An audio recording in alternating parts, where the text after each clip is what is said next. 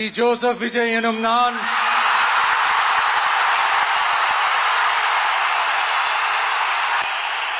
சட்டப்படி அமைக்கப்பெற்ற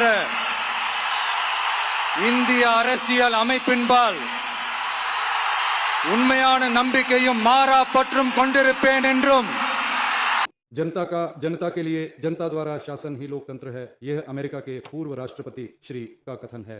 Abraham Lincoln. आज हमारे देश में स्थापित लोकतंत्र के फलने फूलने के लिए देश की आम जनता की बहुत बड़ी बड़ी अपेक्षाएं हैं। जनता की उन सभी महत्वपूर्ण अपेक्षाओं को इस सभा के ध्यान में लाना और उन्हें पूरा करने के लिए आवश्यक योजनाओं और कानूनों को प्रभावी ढंग से लागू करने की पूरी जिम्मेदारी इसी सभा की है।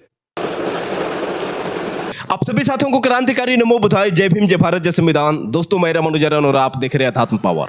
साथियों, साउथ सुपरस्टार विजय थलापति जो हाल ही में तमिलनाडु के मुख्यमंत्री बने हैं, लेकिन साथियों विजय थलापति का सफर इतना आसान नहीं था। भले ही तमिलनाडु में विजय थलापति इतिहास रच दिए, जैसा कि साथियों आपने देखा कि किस तरह से बड़ी बड़ी पार्टियों को धूल चटा दिए। डीएमके और एआईडीएमके जो दो पार्टियां कहीं न कहीं वहां पर अपना वर्चस्व बनाई रखी थी, लेकिन दोनों पार्टियों को किस तरह से धूल चटाए थलापति विजय आप लोगों ने देखा साथियों। डीएमके सिर्फ 59 सीट पाई और एआईडीएमके केवल 47 सीट, जबकि 2 वर्ष की नई पार्टी टीवीके यानी थलापति विजय की पार्टी ने 108 सीटें जीतकर इतिहास रच दिया। सबसे बड़ी बात साथियों ये रही कि केवल 2 साल के अंदर में थलापति विजय ने ये कारनामा कर दिखाया जो अब तक किसी ने नहीं किया था। किसी ने उम्मीद नहीं की थी साथियों कि ये नई नवेली पार्टी इतना बड़ा काम कर पाएगी। सभी लोगों की उम्मीद यही थी कि केवल 10-12 तक सिमट जाएगी, लेकिन किसी ने ये नहीं सोचा था कि थलापति विजय, जिनको राजनीति में केवल 2 वर्ष हुए एंट्री किए हुए, और 2 वर्ष में इन्होंने वो काम कर दिया जो कभी किसी ने सोचा नहीं था। लेकिन साथियों आपको बता दें कि जो विजय थलापति ने कर दिखाया वो चमत्कार से कम नहीं था। लेकिन ये चमत्कार साथियों कैसे हुआ, आखिर कैसे विजय थलापति ने अचानक में इतिहास रच दिया। बता दें साथियों कि 108 सीट जो विजय थलापति जीते हैं वो किन उम्मीदवारों को खड़ा किए, ये भी जानकर आप लोग हैरान हो जाएंगे। सबसे बड़ी बात यह रही साथियों कि विजय थलापति जो बाबा साहब डॉक्टर भीमराव अंबेडकर और पेरियार के विचारों पर राजनीति किए। सबसे बड़ा फार्मूला तो ये रहा कि विजय थलापति ने बाबा साहब डॉक्टर भीमराव अंबेडकर को अपना आदर्श माना, पेरियार को अपना आदर्श माना, और बाबा साहब डॉक्टर भीमराव अंबेडकर का जिक्र करते हुए यहाँ तक कि बाबा साहब डॉक्टर भीमराव अंबेडकर के साथ कई उनके फोटो भी वायरल हुए। बता दें साथियों कि सुपरस्टार विजय थलापति ने सिर्फ बाबा साहब डॉक्टर भीमराव अंबेडकर का नाम लेकर राजनीति ही नहीं की, बल्कि बाबा साहब डॉक्टर भीमराव अंबेडकर के चाहने वालों को भी उन्होंने अपनी पार्टी में जोड़ा, यानी बहुजन समाज के लोगों को भी कहीं न कहीं ध्यान में रखते हुए विजय थलापति ने अपनी पार्टी में जोड़ा। कुल मिलाकर साथियों 108 विधानसभा के विधायकों में विजय थलापति की पार्टी में बता दें कि कुल विधायक लगभग 80 समाज के 32 हैं। इतना ही नहीं साथियों, आपको बता दें कि टीवीके के 28 एससी विधायक आरक्षित सीटों पर और 4 विधायक जनरल सीट पर जीत हासिल किए। तो इसी से आप समझ सकते हैं साथियों कि आरक्षित सीट पर विजय थलापति ने मौका तो दिया ही था, साथ ही साथ एससी समाज के लोगों को जनरल सीटों पर भी उन्होंने मौका दिया। तो यहीं से आप उम्मीद लगा सकते हैं साथियों कि विजय थलापति सिर्फ बाबा साहब डॉक्टर भीमराव अंबेडकर के नाम पर राजनीति ही नहीं किए, बल्कि बाबा साहब डॉक्टर भीमराव अंबेडकर के चाहने वालों को भी उन्होंने अपनी पार्टी में रखा। वैसे साथियों आपको बता दें कि सभी लोग ये कह रहे हैं कि बाबा साहब डॉक्टर भीमराव अंबेडकर के कट्टर दीवाने हैं विजय थलापति। इतना ही नहीं साथियों, आपको बता दें कि सोशल मीडिया पर यहाँ तक कि ये भी सुनने में आ रहा है कि विजय थलापति बहुजन समाज से ही ताल्लुक़ रखते हैं, क्योंकि विजय थलापति हिंदू धर्म को नहीं मानते हैं, वह ईसाई धर्म को मानते हैं। बता दें साथियों कि जिस तरह से विजय थलापति को रोकने का प्रयास किया गया, जिस तरह से विजय थलापति की सरकार न बने, इसको लेकर मनवादियों ने चाल चली। आपने देखा साथियों कि किस तरह से मनुवादी राज्यपाल यानी बीजेपी द्वारा चुना गया राज्यपाल राजेंद्र विश्वनाथ आर्लेकर ने किस तरह से चंद्रशेखर जोसेफ विजय को 3 बार लौटाया। मतलब थलापति विजय 3 बार राजेंद्र विश्वनाथ आर्लेकर के पास पहुंचे, लेकिन राजेंद्र विश्वनाथ आर्लेकर ने उन्हें 3 बार भगा दिया।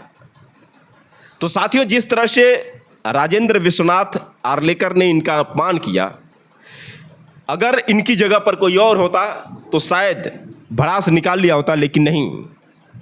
जिस तरह से इन्होंने सहनशीलता दिखाई, कहीं ना कहीं यह व्यवहार जो है अन्य नेताओं को विजय थलापति से सीखनी चाहिए।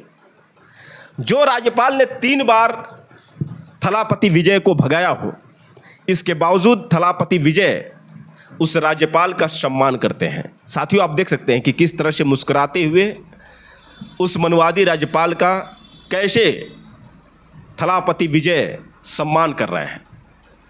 यह है साथियों बाबा साहब डॉक्टर भीमराव अंबेडकर के दीवानों की असली पहचान। और मनुवादियों की पहचान तो साथियों आप लोग जानते ही हैं, उनके अंदर किस तरह से जलन की भावना होती है, और ये राज्यपाल ने कर दिखाया। इतना ही नहीं साथियों, आपको बता दें कि चंद्रशेखर जोसेफ विजय जब शपथ ग्रहण करने पहुंचे थे और जब वह स्पीच दे रहे थे, तो उस समय भी राज्यपाल ने जोसेफ विजय का अपमान किया। आप देख सकते हैं साथियों कि किस तरह से उनको रोकने का प्रयास किया। मतलब वो जनता को आभार व्यक्त कर रहे थे और शपथ ग्रहण के दौरान वो बता रहे थे कि हम बाबा साहब डॉक्टर भीमराव अंबेडकर के लिखे गए संविधान के हिसाब से ही चलेंगे, जनता की उम्मीदों पर खरे उतरेंगे। ये भी बात कहीं न कहीं राज्यपाल को अच्छी नहीं लगी और राज्यपाल ने उनको बीच में टोका। अब बता दें साथियों कि थलापति विजय जो एक और ऐसा कार्य किए जो अभी तक किसी ने नहीं किया हो। एम.के. स्टालिन जो तमिलनाडु के पहले के मुख्यमंत्री थे, यानी भूतपूर्व मुख्यमंत्री, जिनकी पार्टी डीएमके ने 59 सीट पाई। अब साथियों, विजय थलापति ने जो किया शायद ही किसी ने किया हो। विजय थलापति शपथ ग्रहण करने के बाद सीधे एम.के. स्टालिन के पास पहुंचते हैं, उनके आवास पर पहुंचते हैं और जाकर उनका भी सम्मान करते हैं। आप देख सकते हैं साथियों किस तरह से इस वीडियो में सम्मान देते हुए दिखाई दे रहे हैं थलापति विजय। साथियों, अब तक आपने कभी नहीं देखा होगा कि कोई नया मुख्यमंत्री, वो भी हारे हुए मुख्यमंत्री के घर पर पहुंचे और इस तरह से स्वागत करे। लेकिन थलापति विजय ने ये कर दिखाया और उन्होंने ये दिखाया कि हार जीत तो होती है, लेकिन जो हमारी इंसानियत है वो इंसानियत इसी हिसाब की होनी चाहिए। लेकिन इसके बावजूद साथियों आपको बता दें कि स्टालिन के लोग उनके प्रति जलन की भावना रख रहे हैं। और इसका जीता जागता उदाहरण साथियों आपको बता दें कि जब थलापति विजय पहली बार विधानसभा में बोलने पहुंचे, उस समय उन्होंने जो बात की कहीं ना कहीं साथियों अब तक किसी ने नहीं की थी। बता दें साथियों कि चंद्रशेखर जोसेफ विजय जो विधानसभा में बोलते हुए उन्होंने कहा कि जनता के लिए, जनता द्वारा और जनता की सरकार ही लोकतंत्र है। ऐसा अमेरिका के पूर्व राष्ट्रपति अब्राहम लिंकन ने कहा था। आज जो लोकतंत्र हमारे सामने विकसित हुआ है उसमें जनता की बड़ी अपेक्षाएं जुड़ी हुई हैं। उन अपेक्षाओं को इस विधानसभा के सामने रखना और उन्हें पूरा करने के लिए योजनाएं तथा कानून लागू करना इस सदन की जिम्मेदारी है। हमारी कार्यशैली ऐसी होनी चाहिए कि इस शासनकाल में अधिक से अधिक लोगों को अधिक लाभ मिला है। यह जनता महसूस करे यहाँ सभी समान हैं, चाहे किसी दल का केवल एक ही सदस्य क्यों ना हो। उसकी राय को भी उतना ही सम्मान मिलना चाहिए जितना अधिक संख्या में चुने गए तमिलगा वेत्री कजिगम के सदस्यों की राय को मिलता है। अच्छे सुझावों को स्वीकार किया जाए, गलत बातों को अस्वीकार किया जाए और यह विधानसभा लोकतंत्र के हृदय और मस्तिष्क के रूप में कार्य करे। तो साथियों, यहाँ पर जो है चंद्रशेखर जोसेफ विजय जिन्होंने ये कहा कि चाहे किसी भी दल का कोई एक ही सदस्य क्यों ना हो, उसको भी उतना ही सम्मान मिलेगा जितना कि उनकी पार्टी टीवीके के सदस्यों को मिलेगा। और यहाँ पर जनता की अहमियत को बताते हुए जिस तरह से अब्राहम लिंकन के कथनों का जिक्र किए चंद्रशेखर जोसेफ विजय, इसको लेकर आपको बता दें साथियों कि जो विपक्ष यानी डीएमके के सदस्य थे वो किसी भी कीमत पर नहीं चाहते थे कि चंद्रशेखर जोसेफ विजय की वाहवाही हो। और यही कारण है साथियों कि उदयनिधि स्टालिन जो एमके स्टालिन के बेटे हैं, आपको बता दें साथियों कि उदयनिधि स्टालिन ने एक ऐसा बयान दिया जिस बयान को लेकर सनातन धर्म के लोगों में आक्रोश है। यह बयान साथियों उस समय जब पहली बार चंद्रशेखर जोसेफ बयान ने अपना बयान दिया और अचानक में इस तरह से विवादित बयान देना उदयनिधि स्टालिन की मानसिकता को दर्शाता है। इन्होंने सनातन धर्म को लेकर जो बयान दिया, आपको हम बता रहे हैं साथियों कि द्रविड़ मुनेत्र कज़गम यानी डीएमके के नेतृत्व में चुनाव लड़कर विजयी हुए सहयोगी दलों के विधायकों के समर्थन से बनी नई सरकार और माननीय मुख्यमंत्री को मैं एक बार फिर अपनी शुभकामनाएं देता हूं। माननीय विधानसभा अध्यक्ष और उपाध्यक्ष महोदय को भी मेरा धन्यवाद। आपकी जिम्मेदारियां और कार्य सफलतापूर्वक आगे बढ़े, यही मेरी शुभकामनाएं हैं। एक बार फिर मैं अपनी शुभकामनाएं प्रकट करता हूं। धन्यवाद। वड़कम तमिल जिए, तमिलनाडु जिए। लोगों को बांटने वाली सनातन विचारधारा निश्चित रूप से समाप्त होनी चाहिए। धन्यवाद। वड़कम। तो दोस्तों, आप इसी बात से अंदाजा लगा सकते हैं कि उदयनिधि स्टालिन की मानसिकता क्या है। चलिए, ये सनातन धर्म के विरोधी हैं। अगर सनातन धर्म की विचारधारा इनको पसंद नहीं है तो ये भाई साहब अब तक क्या कर रहे थे? इन्हीं की पहले सरकार थी। ये 5 साल अब तक क्यों नहीं सनातन धर्म के खिलाफ आवाज़ उठाए? आखिर क्यों नहीं सनातन धर्म को ख़त्म कर पाए? वैसे एक बात आपको बता दें कि थलापति विजय सनातन धर्म के ही विरोधी हैं। अगर सनातन धर्म के विरोधी नहीं होते तो ईसाई धर्म नहीं चुनते, वो सनातन धर्म का प्रचार करते, वो बाबा साहब डॉक्टर भीमराव अंबेडकर के विचारों की बात नहीं करते। तो यहाँ से स्पष्ट है कि वह सनातन धर्म को तवज्जो नहीं देते हैं और इसीलिए बीजेपी बौखलाई हुई है। बीजेपी कई प्रकार के चाल चल रही है कि किसी भी कीमत पर इनको अपमानित किया जाए। बता दें साथियों कि चंद्रशेखर जोसेफ विजय यानी थलापति विजय की सरकार गिराने के लिए बहुत प्रयास किए गए। यहाँ तक कि जब ये तय हो गया कि तमिलनाडु के मुख्यमंत्री चंद्रशेखर जोसेफ विजय ही होंगे, इसके बावजूद भी विरोधियों को तसल्ली नहीं मिली। तो बता दें साथियों कि फ्लोर टेस्ट कराने की जो बात आई, अब फ्लोर टेस्ट कराने में विजय थलापति को अपने विधायकों से सहमति दिखाने की ज़रूरत थी कि वह उनके साथ हैं। कुल मिलाकर साथियों आपको बता दें कि विजय थलापति के पास केवल 119 विधायक थे, जिसमें एक पद पर उनको छोड़ना था। कुल मिलाकर बचे कितने? 118। आपको बता दें साथियों कि 47 विधायकों वाली एआईडीएमके 2 गुटों में बंट गई। एक गुट ने पूरी तरह से चंद्रशेखर जोसेफ विजय को समर्थन दे दिया। मतलब आप इसी बात से अंदाज़ा लगा सकते हैं साथियों कि थलापति विजय की सोच से कितने लोग सहमत हैं। जो अब तक अटूट संबंध थे वो भी कहीं ना कहीं बिखरने लगे। अब एआईडीएमके के जितने भी विधायक हैं उनमें आधे से अधिक लोगों को लगने लगा है कि चंद्रशेखर जोसेफ विजय ही वास्तव में तमिलनाडु के असली मुख्यमंत्री के हकदार हैं। और इसीलिए साथियों लगभग 25 विधायकों ने पूरी तरह से चंद्रशेखर जोसेफ विजय को समर्थन दे दिया। यानी जो लोग इस उम्मीद में बैठे हुए थे कि फ्लोर टेस्ट में शायद हो सकता है कि थलापति विजय पास न हो पाए और फिर से दोबारा इनकी सरकार गिर जाए, लेकिन यहाँ पर भी फ्लोर टेस्ट में विजय थलापति ने उनकी उम्मीदों पर पानी फेर दिया। अब शायद जो लोग इनके कट्टर विरोधी थे अब मुंह दिखाने लायक भी नहीं बचे हैं। साथियों आप तस्वीरों में देख सकते हैं कि कैसे वो भाग रहे हैं, पूरी सीटें खाली हो चुकी हैं। आपको बता दें साथियों कि फ्लोर टेस्ट के दौरान बीजेपी का एक और पीएमके के 4 विधायक गैर हाजिर है, मतलब गए ही नहीं।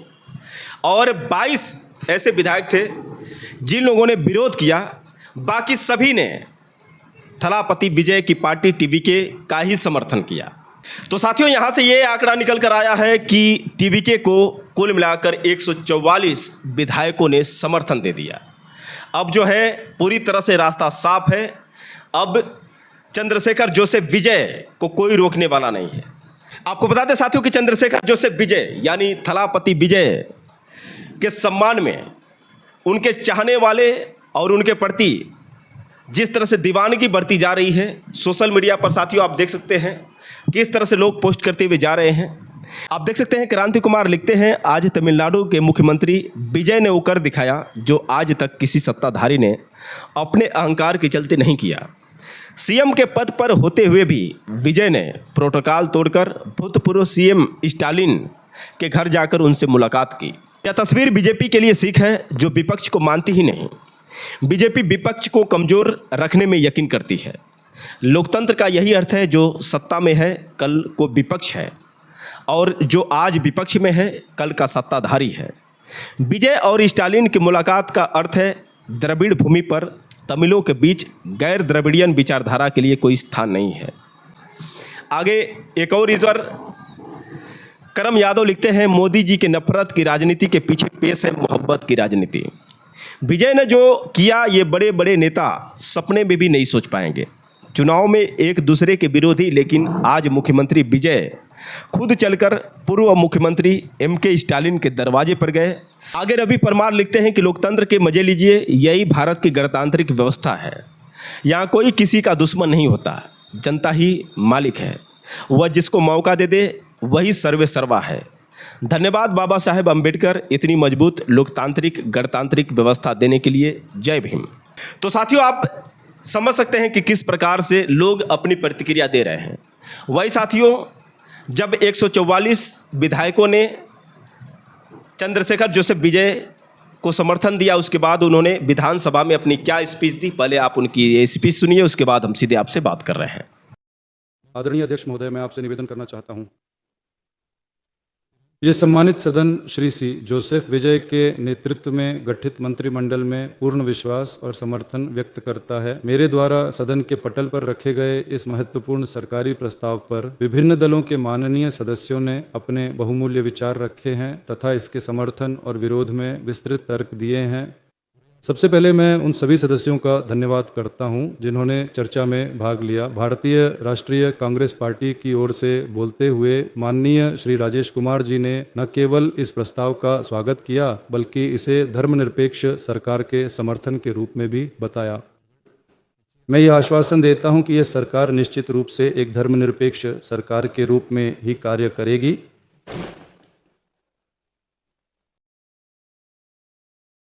इसके बाद भारतीय कम्युनिस्ट पार्टी मार्क्सवादी की ओर से श्री आर ने संबोधित किया।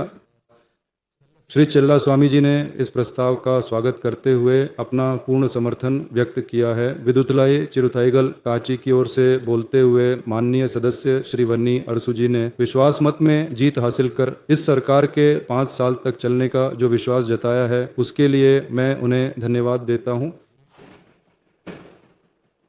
यह सरकार केवल समर्थकों की नहीं है बल्कि यह विरोधियों की भी सरकार है। इस बात को रेखांकित करने के लिए मैं अपना आभार व्यक्त करता हूं। मैं यह आश्वासन देता हूं कि पिछली सरकारों द्वारा शुरू की गई सभी महत्वपूर्ण जन कल्याणकारी योजनाएं निरंतर जारी रहेंगी।